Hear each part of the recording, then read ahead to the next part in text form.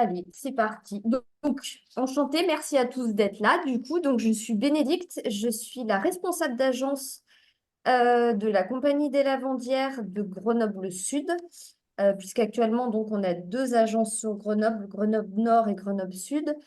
Euh, donc, on est une entreprise qui est spécialisée dans l'entretien du domicile, repassage, gestion du linge, ménage, vitres. Et du coup, Lionel Strasbach, qui est notre directeur et qui a créé cette enseigne, euh, venait d'une grosse ancienne enseigne pardon, de prestataires de services, spécialisée aussi dans le ménage. Et en fait, on lui a donné l'opportunité, vu qu'on fait partie d'un gros groupe, de créer une autre enseigne, euh, mais différente et sur une façon de fonctionner avec ses salariés complètement différente.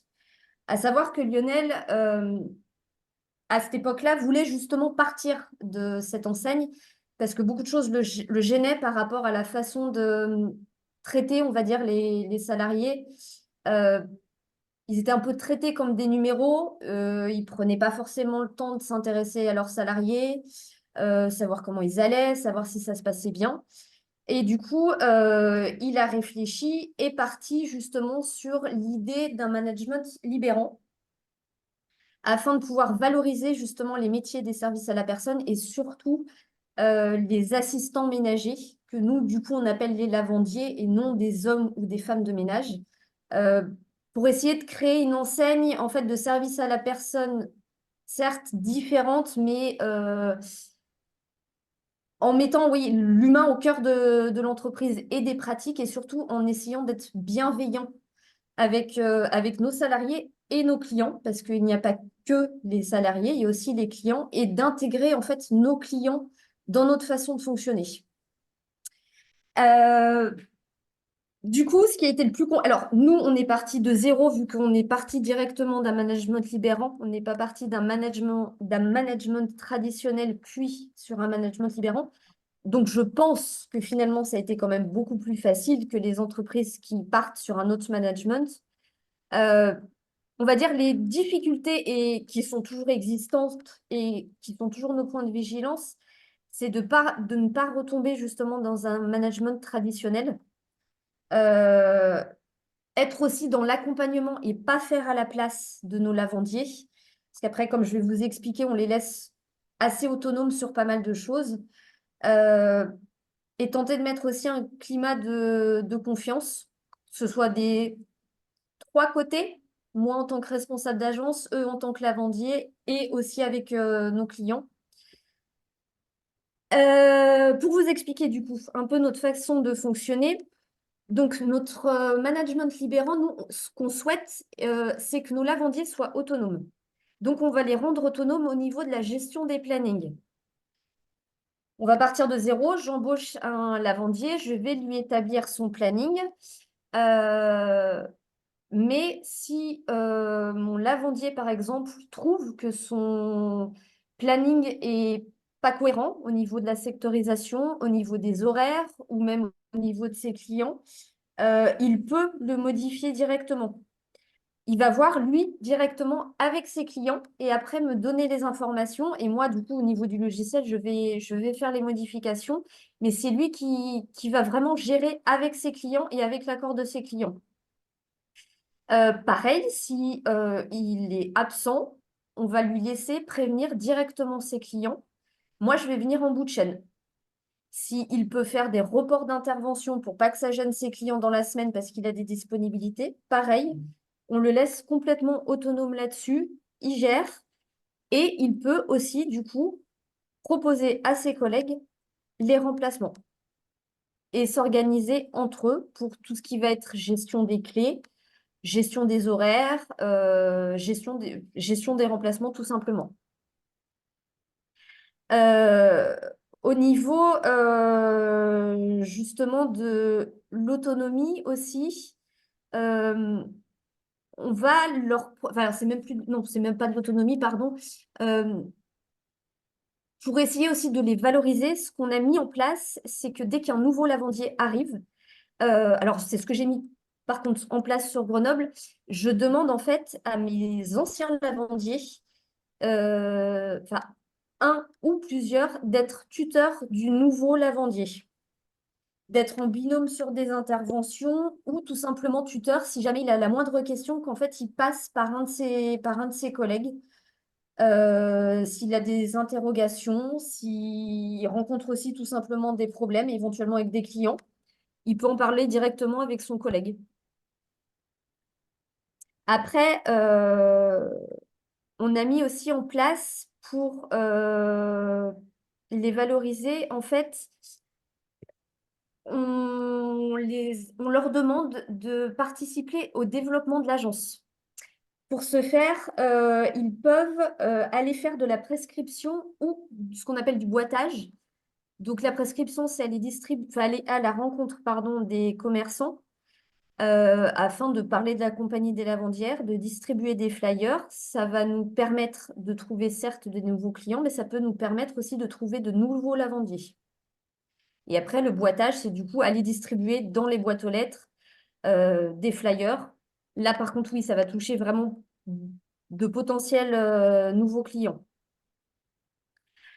Euh, Au niveau de l'autonomie aussi et de l'évolution à la compagnie des lavandières, on propose à nos lavandiers de devenir référent. Donc, on a soit référent RH, donc là, le référent peut nous aider pour le recrutement, donc faire un pré-tri des CV, voire même si après ils se sont à l'aise, d'aller faire des entretiens de recrutement. Ça peut être aussi le référent planning. Donc, le référent planning va nous donner un coup de main pour la gestion des absences. C'est lui qui va avoir en fait une petite équipe de 4 à 5 lavandiers. Si jamais un des lavandiers est absent, il prévient son référent. Il prévient s'il a mis en place des remplacements ou si un collègue le remplace ou s'il a fait des reports d'intervention. Et après, le référent nous donne toutes ces informations. S'il est très à l'aise avec l'outil informatique, on peut le former à notre logiciel et c'est lui qui va directement gérer sur le logiciel. Et ensuite, on a le référent suivi qualité qui là peut faire les suivis qualité auprès des clients, donc soit se déplacer à domicile pour aller faire éventuellement un suivi qualité à la fin d'une prestation ou rencontrer tout simplement le client pour savoir si tout se passe bien. Ça peut être aussi un suivi par téléphone. Et il peut faire aussi les suivis de période d'essai auprès des nouveaux lavandiers. Pareil, savoir si tout se passe bien, s'il rencontre des difficultés, s'il y a des choses à améliorer. Et du coup, petite nouveauté, mais uniquement pour l'agence de Grenoble, jusqu'à présent, je n'arrivais pas à avoir de lavandier qui souhaitait être référent. Et ça y est, j'en ai enfin une depuis le début de l'année qui est du coup la référente prospection.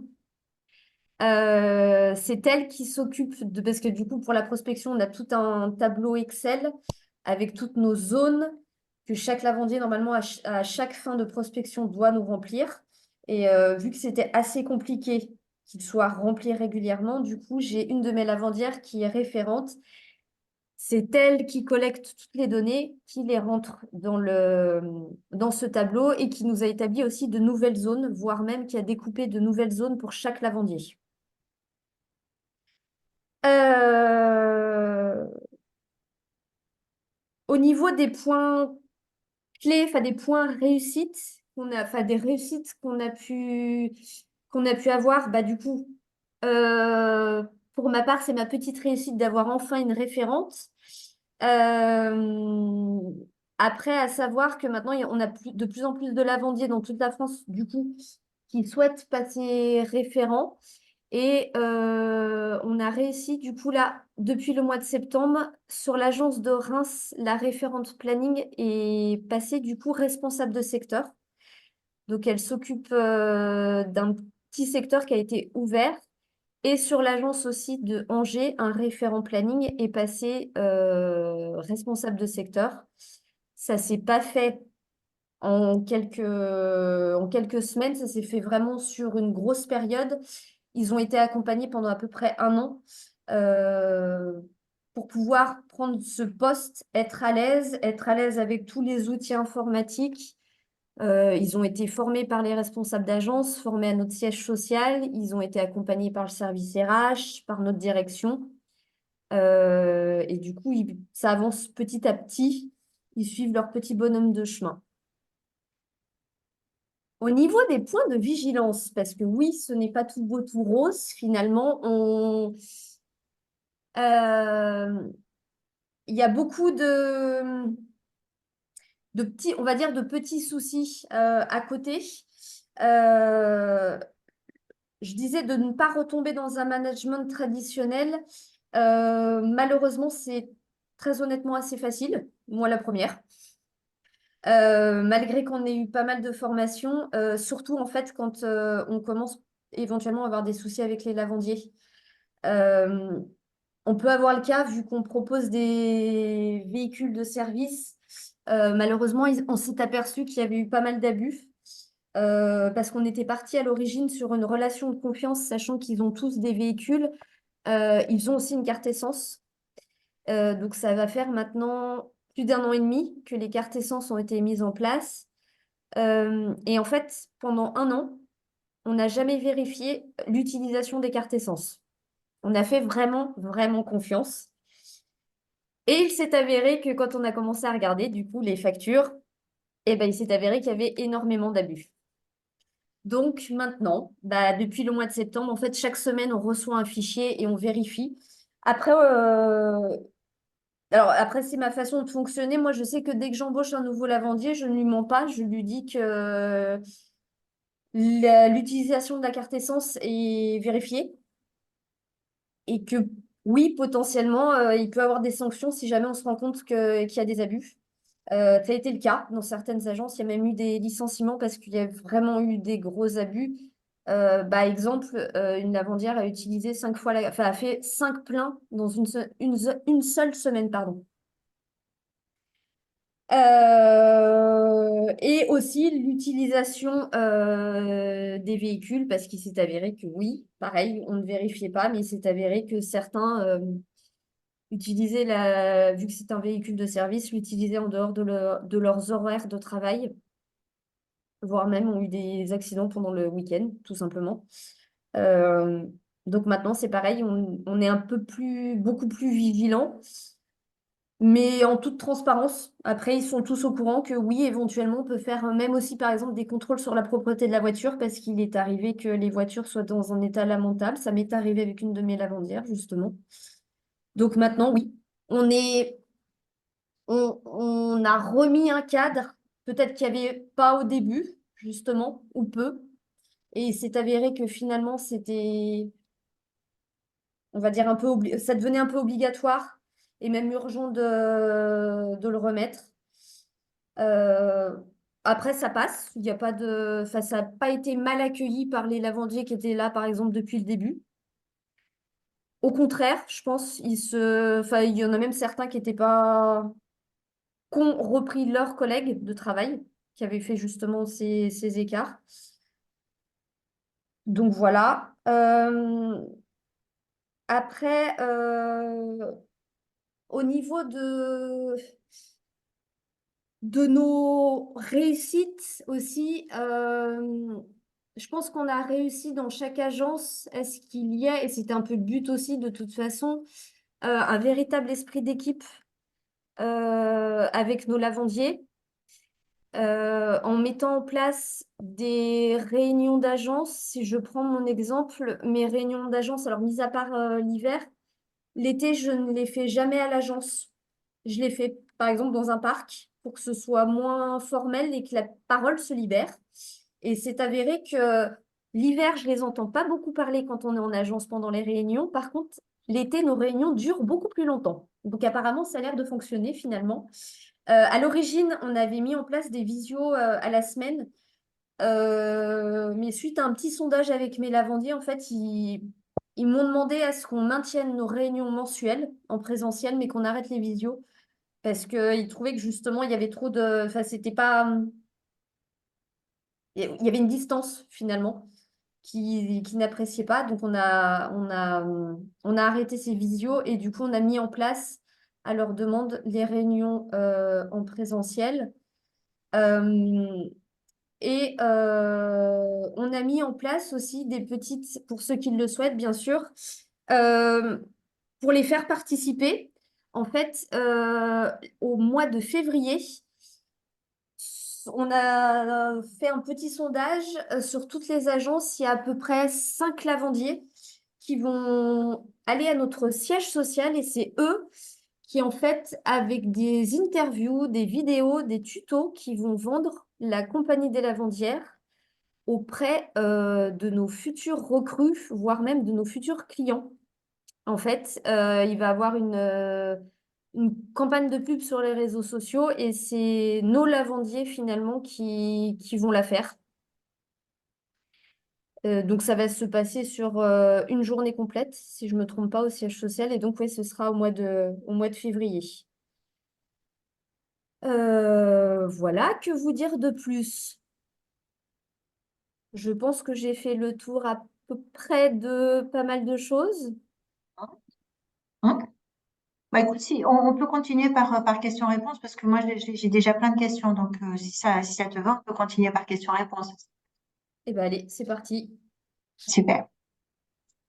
Est-ce que tu peux me rappeler, parce que je le sais un petit peu, mais l'organisation des agences. Donc, toi, tu es directrice d'agence. Enfin, essayer de comprendre un petit peu parce que la taille de l'équipe, voilà, pour essayer de. Alors, donc il y a un ou une directrice d'agence. Et l'idée, alors ce qu'on ne veut pas justement, c'est qu'il y ait par exemple des assistants d'agence comme dans plusieurs justement agences de service à la personne. On veut que l'assistant d'agence soit un référent. Donc c'est pour ça qu'on a mis en place justement, alors déjà pour faire évoluer nos lavandiers, un référent planning, un référent RH et un référent suivi qualité. Idéalement, s'il y en a trois, c'est qu'il y a déjà facilement une équipe de 15-20 lavandiers. Après, on part sur un référent quand il y a déjà 5 lavandiers, au moins.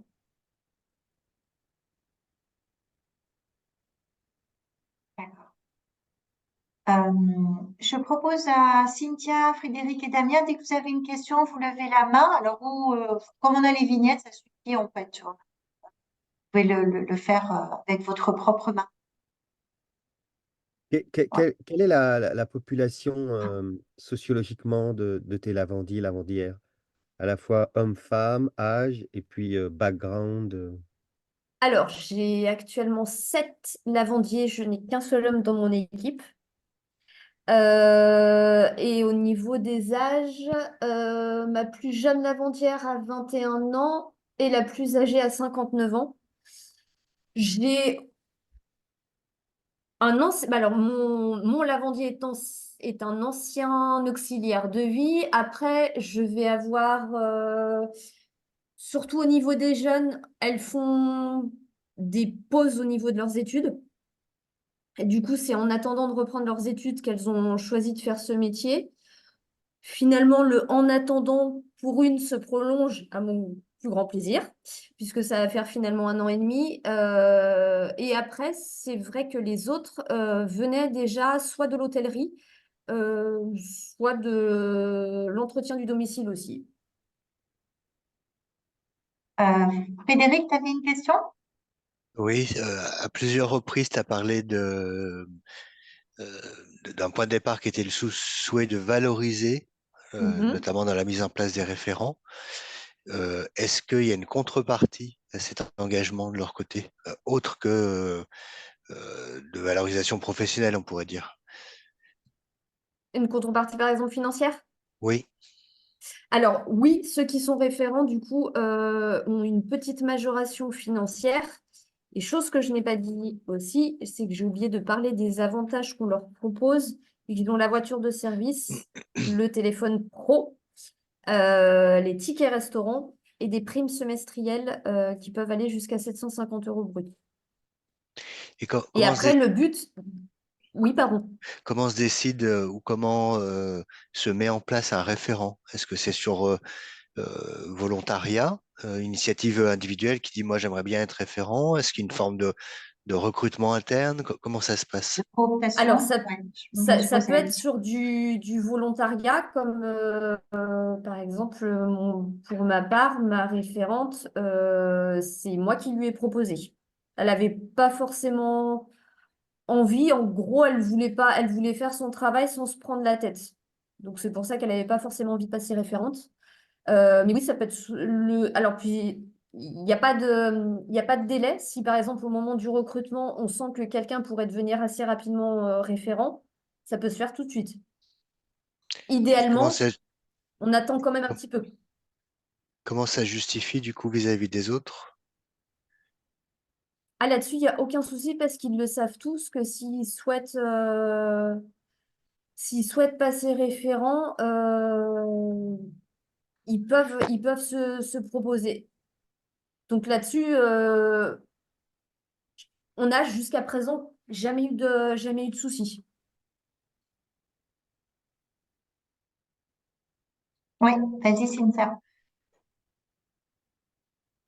On t'entend pas, Cynthia. Ah. Comme tu parles que tu n'as pas eu de soucis avec les référents, est-ce que tu as eu de soucis par rapport à l'autonomie, à leur gestion des horaires, des clés? J'ai pas tout entendu, je suis Ouais, désolée. on t'entend Ça a très coupé. faiblement, Cynthia. Oui, Ah, Je vais essayer sans... d'accord. Est-ce que comme ça, c'est mieux? parfait. C'est parfait. Désolée, je voudrais savoir si tu as eu des problèmes avec leur gestion des horaires, des clés, des remplacements, ou c'était que pour les voitures. Oh non, non, non, non, il y a toujours de toute façon, et je pense qu'il y aura toujours, par exemple, en cas d'absence, normalement, ils doivent tous ramener leurs clés à l'agence pour que si justement il y a des remplacements, on dispatche. Ça arrive très souvent qu'on soit dans l'obligation de leur rappeler ou d'aller chercher. Au niveau des horaires, certains, c'est pareil. Alors, c'est pas forcément qu'ils vont arriver en retard, mais vont modifier très souvent leurs horaires auprès des clients. Et au bout d'un moment, le client peut aussi, c'est ce que je leur explique, que le client peut très bien en avoir marre chaque semaine recevoir un appel ou un SMS de la part de son lavandier en lui demandant s'il peut venir plus tôt ou plus tard. Après, oui, de toute façon, on le sait, il y aura toujours des gens qui seront dans l'abus ou un peu hors cadre, mais ça reste quand même très sincèrement une minorité. Mhm. Ouais, Vas-y, Odile. je vais continuer. Et justement, parce que ça faisait partie de mes questions, justement, parce qu'on sait, en fait, on sait que l'autonomie, ça se donne pas, ça se prend, en fait. Et enfin, il faut les deux. Il faut qu'elle soit donnée, mais il faut qu'elle soit prise. Et est-ce que vous avez mis en place des choses particulières pour effectivement les gens puissent être à la hauteur de cette autonomie et soient en capacité de le gérer? Ou est-ce que aujourd'hui, de par cette expérience que vous avez, tu dis il y aurait dans l'avenir des choses à faire à ce niveau-là? C'est-à-dire, est-ce que des accompagnements, des formations, des soutiens, des je sais pas trop quoi en fait? Parce que l'autonomie, effectivement, enfin, on voit avec nos gamins, hein, en tant que parents, on travaille sur cette notion d'autonomie et c'est une vie de parent en fait, en tout cas pendant les quelques premières années. Hein. Qu'est-ce que Oui. tu en penses aujourd'hui? Alors, là, actuellement, c'est nous, en tant que responsables d'agence, qui accompagnons du coup pour qu'ils aient cette autonomie. Parfois, c'est extrêmement rapide. Et j'ai eu le cas d'une lavandière. Elle est arrivée, ça va faire bientôt maintenant 2 ans. Elle n'était pas du tout autonome. Il fallait vraiment que je la prenne par la main pour tout. C'est en plus pas bien parce que je faisais beaucoup à sa place. Ça a mis plus d'1 an, mais maintenant, elle fait partie de celles qui sont complètement autonomes. Je n'ai rien besoin de dire. Elle est en congé, elle prévient ses clients, elle me dit s'il y a des remplacements ou pas, elle prévient leur référent, elle ramène les clés. Enfin, je n'ai vraiment plus besoin de rien faire. Après, la question réellement se pose parce qu'actuellement, on n'a pas de formation, on a une petite vidéo pour expliquer un peu notre fonctionnement. Ça s'arrête là. Mais la question se pose, mais pour le moment, il n'y a toujours pas de réponse. C'est en pleine réflexion parce on ne sait pas réellement comment faire. Mm. C'est vraiment plus au feeling et à chaque responsable d'agence on va dire, de se dépatouiller avec ça. Mhm. D'accord, ok.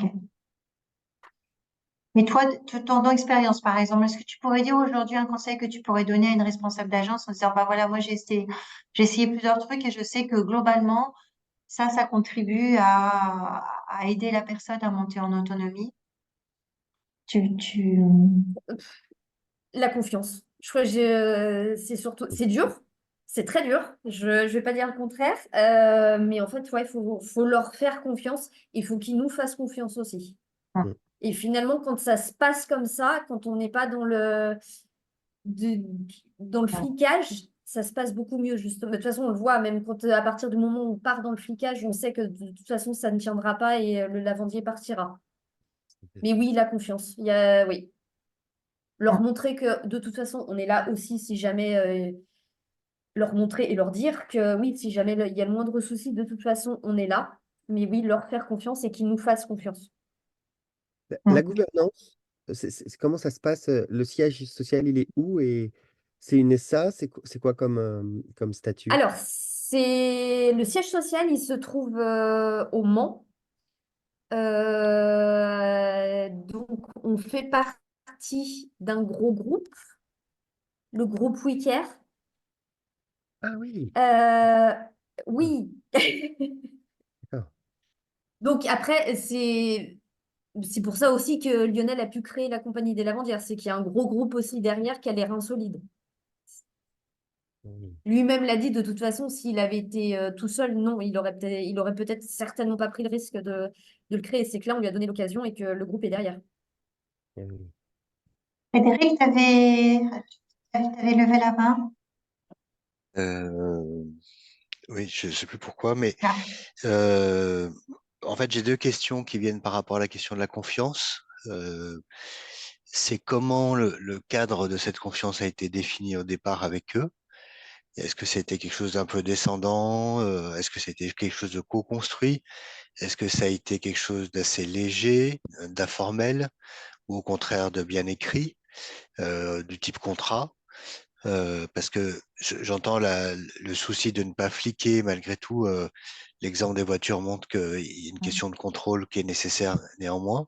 Mhm. Euh, et la deuxième question, elle est liée à ça, elle est liée au fait de, euh, comment dirais-je, comment vous gérez la moindre présence qui résulte de votre fonctionnement, la moindre présence du bureau, je vais l'appeler comme ça, toi et le directeur, Mhm. euh, euh, puisque le contrôle, ça peut être vécu comme un flicage, mais c'est aussi, ça peut être aussi vécu comme une marque d'intérêt au travail de l'autre, et où s'incarne l'intérêt que vous portez à leur travail finalement.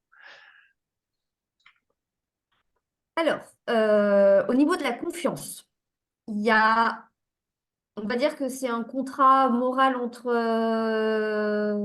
les lavandiers et les responsables d'agence. Il n'y a rien de formel, mis à part un petit guide des lavandiers qui a été créé justement par des lavandiers, où en fait les lavandiers, quand ils l'ont créé, ce guide, c'était pour rappeler justement leur cadre et le nôtre aussi. Parce qu'il n'y a pas que nous aussi, justement, on a un cadre en tant que responsable d'agence dans notre travail et avec eux. Et en fait, ce guide fait à peu près une petite dizaine de pages et ça rappelle justement le cadre à respecter parce qu'il y en a quand même un, ce qu'ils peuvent faire, ce qu'il faut éviter de faire. Normalement, donc enfin, on le donne du coup dès qu'on embauche le lavandier et en fait, ils l'ont normalement toujours avec eux. Et on va le sortir quand justement bah, un lavandier est un peu hors cadre. Et on va leur rappeler le contrat moral qui avait été établi entre nous au tout début. Ce qui est super intéressant dans ce que tu dis, c'est qu'il a été fait par eux. Oui, Tu vois, par rapport à beaucoup, la majorité des chartes, tous ces règlements intérieurs, c'est fait par la direction.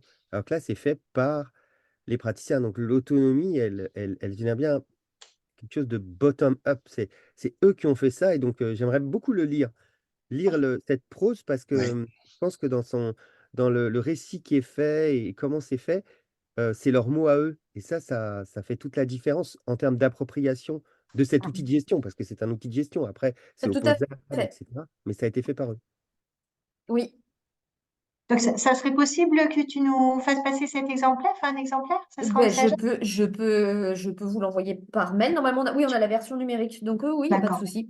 Bon, bah, super, super. Merci. Voilà, merci Damien. La règle du jeu, pour partager, il faut donner, mais il faut aussi demander. Donc, tu as bien, tu as bien illustré ça. Moi, vraiment, je trouve ça très, très passionnant. Vraiment, merci beaucoup, pour ce témoignage. Je trouve que c'est très, Ben, merci.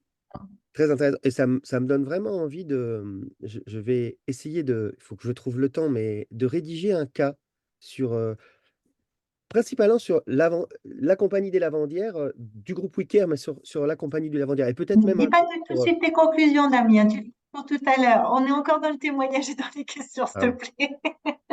Ouais. merci du Ouais. Mais justement, cette rédaction, en fait, cette rédaction, donc ce fameux contrat de confiance, on va dire, c'est au sein de ton agence ou c'est plus globalement au niveau Ah non, c'est au niveau vraiment, c'est national, ce guide des lavandiers. Du D'accord. coup, sert pour tous les... En fait, c'est notre obligation à nous. On embauche quelqu'un, on lui donne le guide du lavandier. D'accord. Mais ça a été fait, donc ça a été des lavandiers, pas forcément de Grenoble, qui ont fait ça. Ça a été C'était un sur groupe qui s'est constitué. la base du volontariat. D'accord. OK.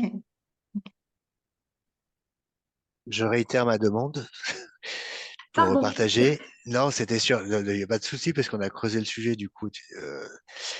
C'était ma demande, c'était comment vous incarnez l'attention au travail des lavandiers, autrement que par le contrôle.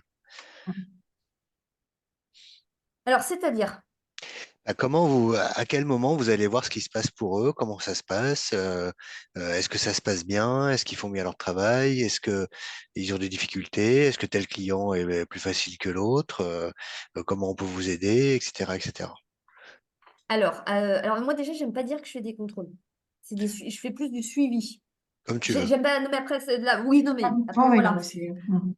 Je trouve ça plus joli que justement contrôle. Puis ça va mieux avec justement ce qu'on incarne. Bien sûr, bien Euh, sûr. Après, alors en fait, quand il y a un nouveau lavandier ou même un nouveau client, automatiquement, enfin, dans la mesure du possible, on accompagne le lavandier pour la première prestation. Mhm. Comme ça, on fait éventuellement les présentations si le client est là.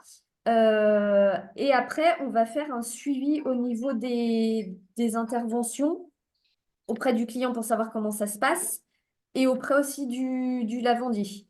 Après, de toute façon, quand il y a un souci, automatiquement, les lavandiers nous font remonter l'information et à savoir que justement, dans le guide du lavandier, il y a leur suivi à eux qui peuvent noter. Et justement, on fait des suivis assez réguliers et l'avantage des réunions nous permet d'échanger là-dessus. Et ils ont aussi, enfin, on a un groupe WhatsApp avec tous les lavandiers et quand il y a des soucis, ils peuvent les faire remonter justement. Et ça permet que ce soit pas uniquement moi qui peut-être trouve la solution, ça peut être aussi leurs collègues.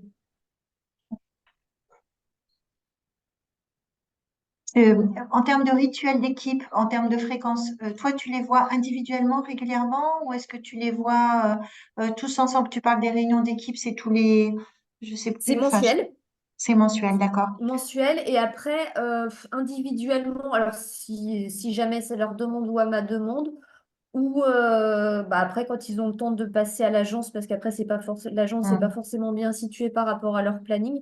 Après par contre téléphone et message, je crois franchement tous les jours.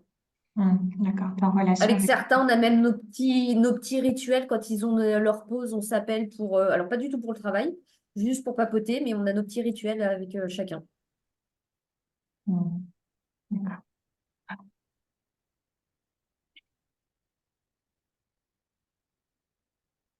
Oui, Cynthia.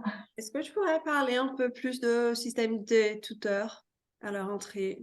Comment ça se passe, comment ça s'intègre dans le système? Le tutorat, ouais, cette démarche de tutorat. Alors, donc, dès qu'on a enfin, oui, dès qu'on a un nouveau lavandier, en fait, on va demander soit à un ou plusieurs lavandiers qui soit, oui, du coup, son tuteur pendant 1 à 2 semaines, ça va dépendre. Et en fait, le nouveau lavandier va accompagner son tuteur sur ses prestations pour qu'ils voient ensemble et ça va lui permettre aussi au nouveau de découvrir éventuellement le travail ou de se rendre compte réellement de ce que c'est d'être à 35 heures de ménage. Et déjà, au moins, ça lui fait aussi un petit repère. Il connaît quelqu'un autre que moi finalement. Et après, l'avantage, c'est qu'ils vont pouvoir échanger. Et on avait mis ça en place enfin, finalement récemment cet été. Et en fait, on s'est rendu compte que l'avantage, c'est que dès que le nouveau lavandier a finalement ce tuteur, le tuteur va l'aider sur beaucoup de choses. Si le lavandier rencontre des problèmes même chez des clients, il va plus s'adresser à son tuteur et trouver des solutions ensemble. Et du coup, pour les tuteurs, ça les valorise parce qu'ils voient que on leur fait confiance. Pour rebondir sur la question de Frédéric, et focaliser sur cette question d'usure professionnelle, de santé au travail. 35 heures de ménage, c'est énorme. Ça peut être en fonction des espaces, des contraintes, mais ça peut, amener à des troubles musculo-squelettiques, à des arrêts de travail et j'aimerais savoir, est-ce que vous avez un suivi de ça? Et qu'est-ce que vous faites pour, qu'est-ce qui est mis en place pour s'occuper de la santé, des lavandiers? Et est-ce que, moi je Ah, rajoute, et est-ce que cette organisation libérante euh, permet d'une certaine façon de réduire L'absentéisme? cet Ouais. absentéisme, ces Et ces problématiques de accidents de santé, etc. travail et cette usure Est-ce qu'il professionnelle? y a un lien? alors, au niveau de l'absentéisme, on n'en a pas forcément à cause des troubles musculo-squelettiques. Euh, et après, c'est un peu aussi notre façon de fonctionner. On fait participer les clients. Exemple, si un client a une serpillière, enfin un balai-brosse et une serpillière pour laver par terre, on va lui demander d'acheter un balai espagnol ou du coup les pads. Euh, Pareil, si... Alors nous, par exemple, oui, quand on rencontre le client, qu'on est en visite, mais ça peut être aussi directement le lavandier. Normalement, quand ils sont vraiment autonomes, c'est eux qui s'occupent de ce genre de détails entre guillemets. C'est Après, eux ce qui qu'on a achètent, mis qui en... font acheter par le client les outils, Oui, c'est ça? oui, c'est ça. Ils leur demandent directement. Après, c'est très bien accepté par les clients, justement, parce que c'est les premiers à dire si jamais il y a besoin de quoi que ce soit, il ne faut pas hésiter. Après, au niveau, on a des formations sur les gestes et postures. Après, on a mis en place aussi des formations avec la médecine du travail. On essaye au maximum de border pour éviter qu'il y ait des accidents de travail. Euh, Il y en a toujours. Après, il y a la voiture aussi. Donc, Mmh. moi, je sais que j'en ai déjà eu. Finalement, accident de travail, ça a été à cause enfin, à cause de la voiture. Suite à un accident de voiture. Après, même nous, pendant nos visites, on essaye au maximum, oui, de border pour éviter. Je sais que ma collègue récemment, Ingrid, a fait une visite. Il y avait des escaliers, donc elle a demandé au client d'avoir en fait, les escaliers soient lavés avec enfin pardon, qu'on passe le balai et non l'aspirateur parce que l'aspirateur est très très lourd pour éviter que justement sa lavandière tombe dans les escaliers. Et les clients sont assez réceptifs là-dessus. Après, oui, il y en a qui sont pas forcément d'accord, mais c'est une minorité. Ça ouvre un sujet où moi je suis partie là-dessus, c'est bah, en fait par rapport, moi je comprends mieux effectivement l'organisation, les différents éléments, comment fonctionner en termes d'impact. C'est-à-dire qu'aujourd'hui, impact au niveau de la structure, de la société, est-ce que vous remarquez que vous avez effectivement par exemple un turnover moins important, vous avez moins d'accidents ou d'incidents professionnels? Voilà, est-ce qu'il y a des impacts positifs qui sont, je dirais, objectivement est-ce que vous les suivez? Est-ce que vous constatez des choses? Et puis l'autre impact au niveau des personnes, c'est-à-dire est-ce que voilà, les lavandiers, les lavandières vont te dire, bah, moi, c'est pas la même chose de faire un ménage, de faire voilà, d'être lavandier ici que ce que une activité que je pourrais faire en tant que, enfin, indépendante ou toute seule ou dans une autre boîte de service d'aide à domicile, quoi. Alors, alors oui, du coup, parce que alors en fin d'année, on a fait justement une enquête RH, enfin c'est notre service RH du coup qui a lancé une enquête auprès d'anciens salariés pour connaître du coup les raisons de leur, alors une enquête anonyme bien sûr, pour connaître les raisons éventuellement de leur départ et savoir si justement ils étaient satisfaits de la compagnie des lavandières. Et on a quand même, donc, sur 55 interrogés, on a eu un taux de réponse pardon, de 20%, ce que je trouvais quand même plutôt pas mal pour des anciens salariés. Et les raisons principales de leur venue à la compagnie des lavandières, c'est justement l'autonomie au niveau des plannings. C'est pas, quand l'enquête RH a été lancée, on pensait que c'était les voitures. Et en fait, non, il s'avère que c'est l'autonomie au niveau des plannings. Je crois elle vient en troisième position, la voiture. Après, par contre, la principale raison de départ, c'est la charge, oui, de travail, parce que 35 heures de ménage, c'est très lourd. T'as les Vous faites 35 pas de heures temps de ménage partiel. plus les déplacements ou c'est 35 heures de ménage Alors, on essaye vu que on essaye au maximum de sectoriser, c'est pour ça qu'on leur demande justement, eux, s'ils peuvent coller des prestations, parce que parfois on a des clients qui sont vraiment les uns à côté des autres, c'est là qu'eux rentrent en jeu justement et qui resectorisent leur planning parce qu'après moi, comme je leur dis souvent justement en entretien, oui, je vais chez le client, je reviens à l'agence, mais après je regarde sur Google Maps. Moi, ça me paraît cohérent, mais dans les faits, non, pas forcément. Pardon, Damien, je t'ai coupé, je crois. Non, non. Bon. Et donc, est-ce que, en termes d'impact, alors, un Mais lavandin, une lavandière, excuse-moi, Odile, moi j'ai une question qui a peut-être pas été posée, c'est pourquoi l'obligation de 35 heures finalement? Alors, Tiens. parce qu'on ne voulait pas de précarité, justement, comme dans les autres structures, tout simplement. Et parce que aussi le véhicule, Oui, et que malheureusement, il faut un peu le rentabiliser aussi, parce que donc ils sont en leasing et ils coûtent très cher, puisque je crois que c'est à peu près 300 ou 400 euros par mois. d'accord. ouais. Ouais, effectivement. Mhm. Impact alors au niveau des lavandiers, des lavandières, ils disent quoi en fait? Ils disent je Alors, suis content d'être là ou c'est pareil que je serais dans une autre structure plus classique, ça serait pareil. Qu'est-ce qu'ils disent? Qu'est-ce qu'ils remontent? non, alors, ce qui remonte, justement, c'est que déjà, ils trouvent qu'on leur prête attention et que nous sommes, parce que du coup c'est nous qui sommes concernés, les responsables d'agence, euh, on est à leur écoute.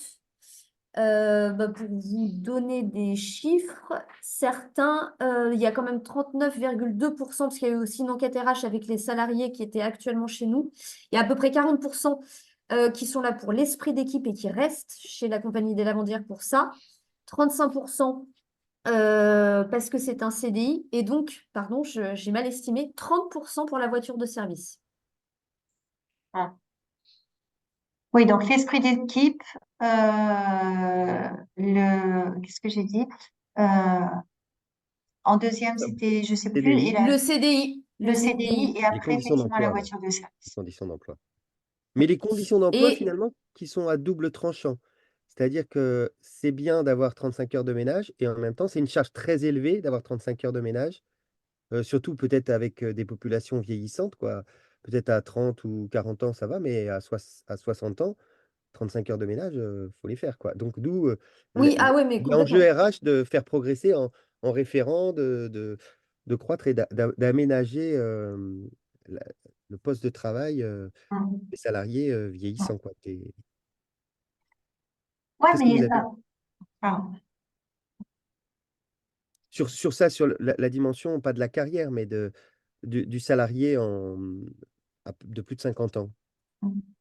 Plus de 60 ans. Est-ce que non, tu m'as dit c'est 59 ans ton dernier, ton plus âgé, c'est ça? Ouais. Oui, la plus âgée, oui, elle a 59 ans. Et elle est référente, j'imagine. Eh ben non, parce que madame, elle ne veut pas. Mhm. Elle veut pas. J'aurais beaucoup aimé parce qu'en plus, elle est vraiment tip top, mais elle ne veut pas. Alors après, par contre, dès qu'il y a un nouveau lavandier, automatiquement, il est en binôme avec elle, mais elle ne veut pas être référente. D'accord. Je n'y arrive pas. Pourtant, c'est pas faute d'insister, mais Mhm. pour Non, l'instant, voilà, elle elle veut veut faire pas. son activité, quoi. Mais, non, mais pas de, elle est peut-être pas très à l'aise avec les outils bureautiques et tout ça, quoi, aussi, Mhm. C'est ça. l'informatique. Oui, Mais, alors oui aussi, puis en fait, elle a envie, oui, de faire son travail tranquille et puis voilà, pas trop se prendre la tête finalement. mais pour moi, Bénédicte, 35 heures de travail pour un CDI de temps complet, pour moi, c'est une chose, mais ça ne veut pas dire forcément 35 heures de ménage. Il Alors pourrait non, aussi.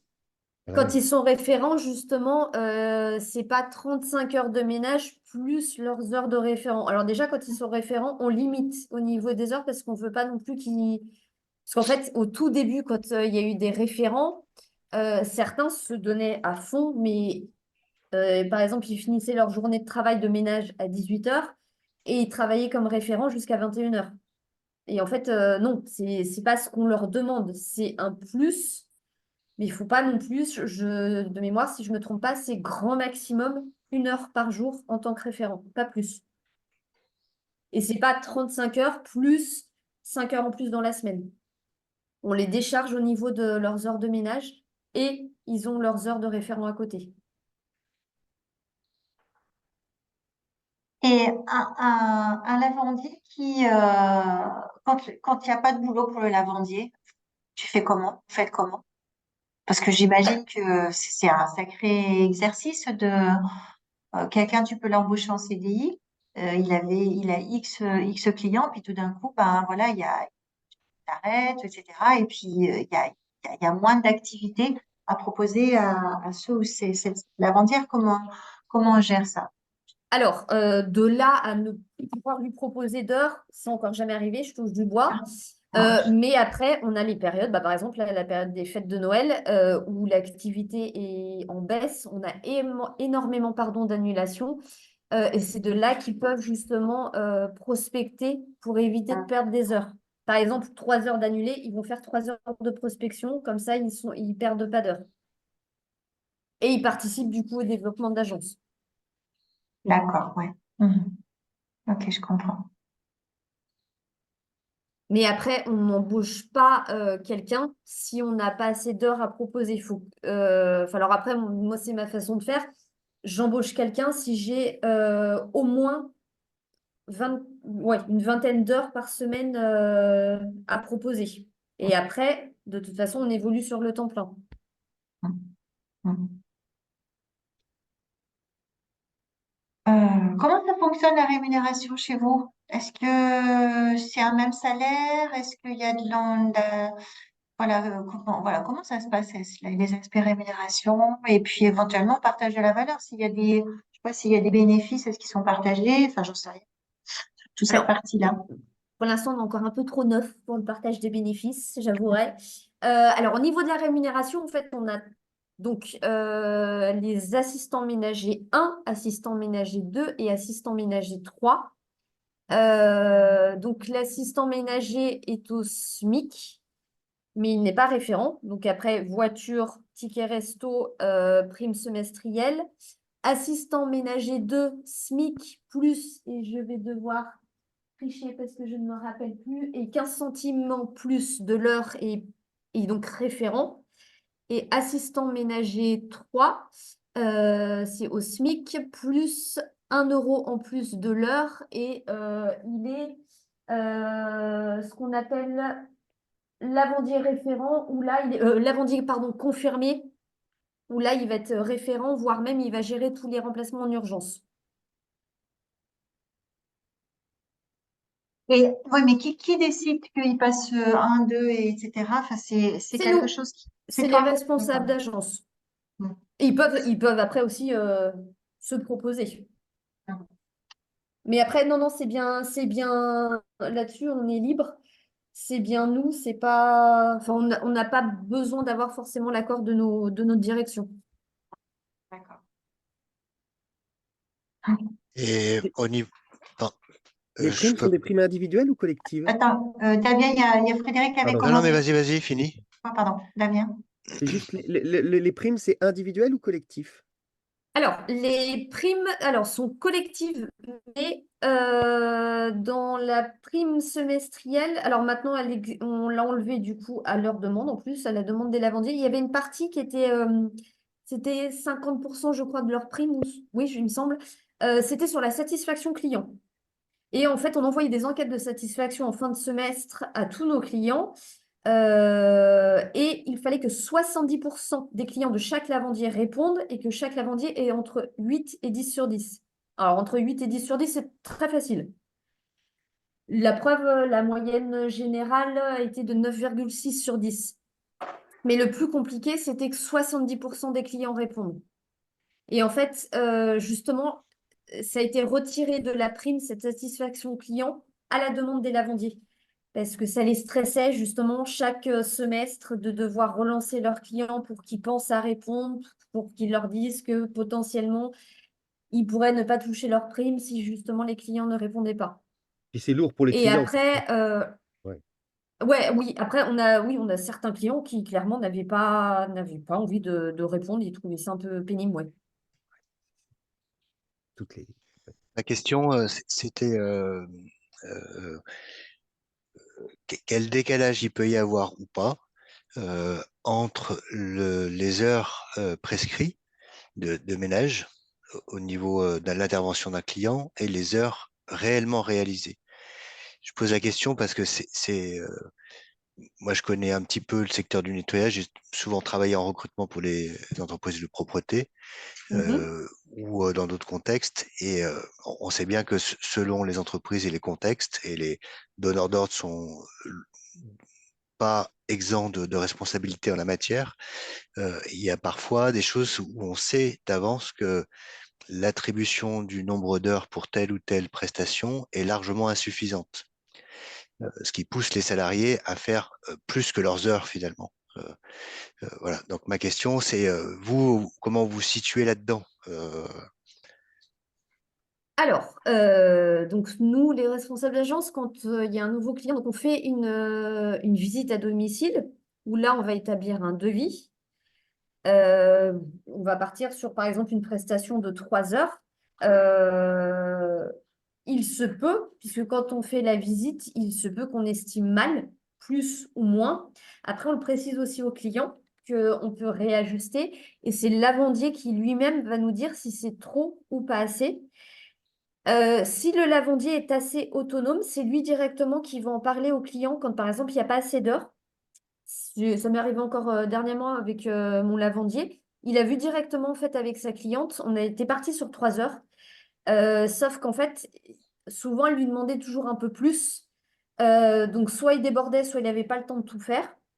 Et en fait, il lui en a parlé et ils ont revu ensemble parce que du coup, la cliente n'a pas forcément les moyens de prendre un devis plus élevé, de mettre plus d'heures. Donc, en fait, ils ont revu ensemble les priorités pendant la prestation.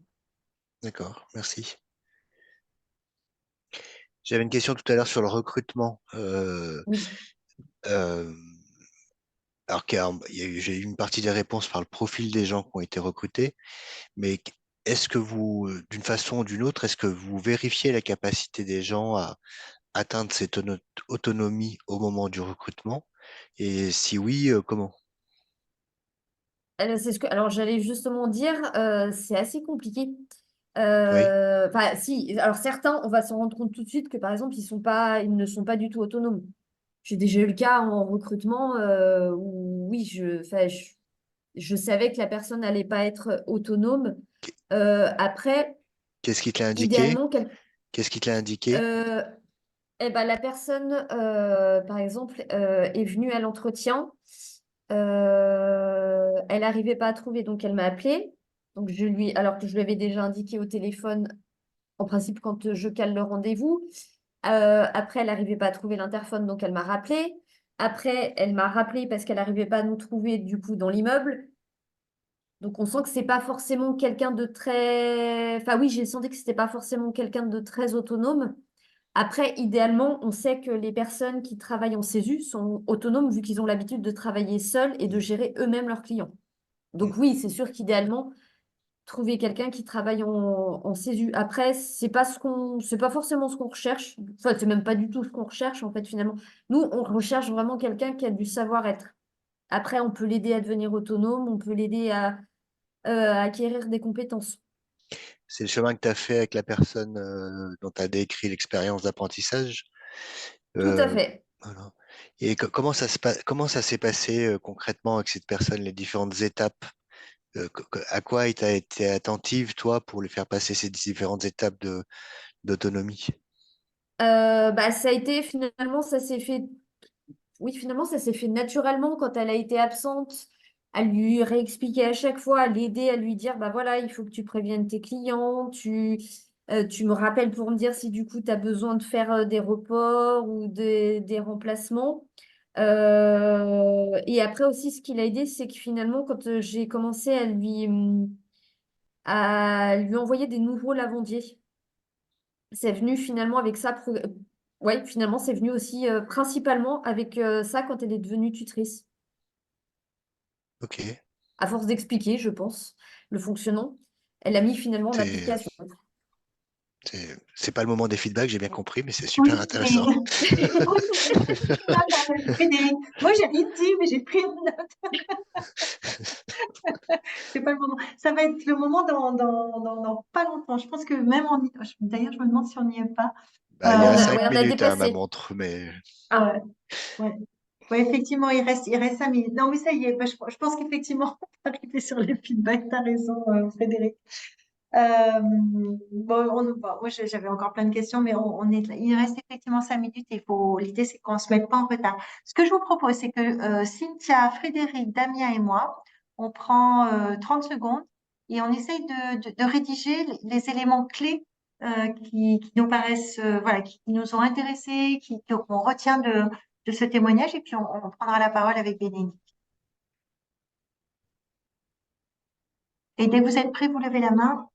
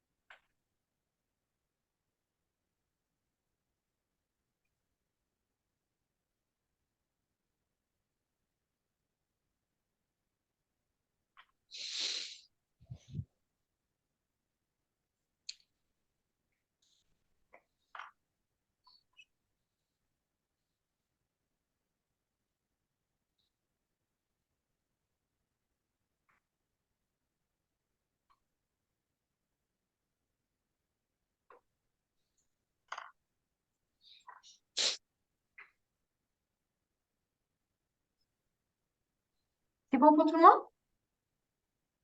Alors, qui c'est qui veut commencer?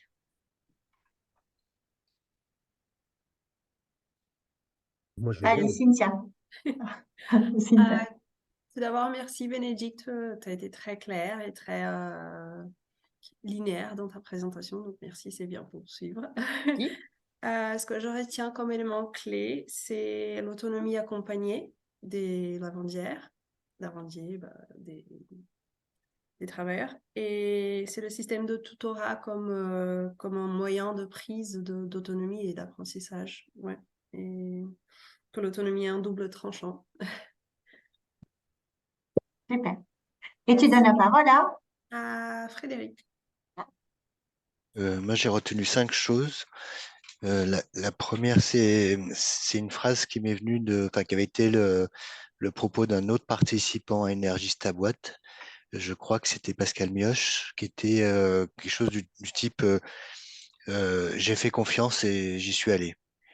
Et enfin, exactement, je trouve qu'il y a plein de propos de ta part où on sent, bah, on est allé sans avoir vraiment d'idée de comment on ferait, Mm. mais finalement on a fait, et ça me semblerait très intéressant d'expliciter les manières de faire que vous avez, parce qu'elles cochent, à mon sens, en tout cas dans ma limite de compétences, beaucoup de choses qu'on conseillerait de faire. Voilà.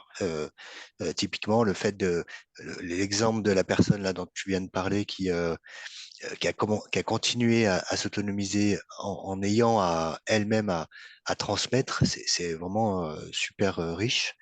Voilà, donc il y a cet élément-là. Ce qui va avec, c'est la volonté d'avancer en toute bienveillance. C'est-à-dire qu'on n'a pas l'impression que, en d'autres circonstances, dans d'autres contextes, l'épisode du dépassage de cadre avec les véhicules, je pense que tout le monde aurait été licencié. Là, on a l'impression que c'est pas le cas et que bon, bah c'est pas grave, on continue, on réexplique et on continue. Donc ça, je trouve que c'est vraiment super. Euh, la co-construction de pas mal de choses, notamment le guide, c'est ce qu'a pointé Damien tout à l'heure. Et puis, le fait que, d'une part, ça corresponde à des choix de vie aussi. Votre sondage apporte cette réponse-là. Les gens, c'est un choix de vie pour eux, donc c'est quelque chose d'important. Et la cohérence entre choix de vie et boulot est importante. Euh, et puis, tous les systèmes de solidarité horizontale que vous permettez, notamment à travers le WhatsApp, là. Mhm. Et là aussi, on a, c'est marrant, avec automatisme industriel, là, des concordances, puisque eux aussi, alors sur un autre outil, hein, mais ils ont ce système où chacun peut trouver les réponses pour les collègues et pas forcément le grand chef, quoi. Euh, voilà. Merci Alors, beaucoup. ce que j'ai pas précisé, c'est qu'en fait, nous, responsables d'agence, finalement, on fonctionne aussi de la même façon. Au lieu de passer automatiquement par notre direction quand on a un doute, on va demander à nos collègues. Super, super, merci. Frédéric, c'est bon Merci. pour toi? C'est bon, merci. Je passe la Euh, parole à Damien. super. Merci beaucoup, Bénédicte. Vraiment, il y a plein de résonances. On a fait avec Christian de Félix une étude de cas sur automatique et industrie ou sur une GRH bienveillante. Mais là, ce que je trouve très intéressant, c'est la notion, cet principe de subsidiarité. C'est qu'il y a vraiment par rapport à un métier qui est en croissance, je pense aussi que les EHPAD, ça pourrait les inspirer, votre fonctionnement et votre type de management, et que ça me donne vraiment envie de faire une étude de cas donc en interviewant, en ayant des entretiens compréhensifs avec des lavandiers et des Mhm. lavandières, et de proposer ça à des étudiants en IAE, en école de commerce. Parce que souvent, on parle de Google, de machin pour l'innovation managériale. Je trouve de partir des métiers ménagers, c'est super intéressant. Un des meilleurs papiers que j'ai lu cette année, c'est un papier sur les Reapers. Je pourrais vous l'envoyer dans Management et Avenir ou dans... Prends. Voilà. Je suis très intéressé, Damien. Ben, je le partage à Odile et elle vous Non, tu l'enverra. Et l'envoies directement à Discord. Tu l'envoies dans Discord et comme ça, on l'aura. je sais pas faire ça. Mais si, je te montrerai. Tu Tu me m'appelles. montreras, Odile. Non, non, c'est toi qui feras. Je te montre comment on fait. D'accord, ça marche. C'est bon pour toi, Damien, ou tu C'est bon. avais... Ouais. Eh ben, je vais continuer. Écoute, alors moi, Bénédicte, d'abord, je voulais souligner ton aisance, voilà, et ta simplicité. Moi, ce que j'ai adoré dans ce témoignage, c'est la simplicité. La simplicité dans ton expression, dans ta façon de présenter les choses. Et puis, je dirais, enfin, ça paraît hyper compliqué, mais en même temps, ça paraît très simple la façon dont vous avez fonctionné, parce qu'on a l'impression, voilà, il y a un truc qui est arrivé, on a traité, il y a un autre truc, ce que tu disais, Fred, cette idée d'avancer dans la bienveillance. Donc pour moi, je retiens la simplicité. Je retiens vraiment cette notion euh, de, de, de- d'autonomie avec cette espèce d'aller-retour.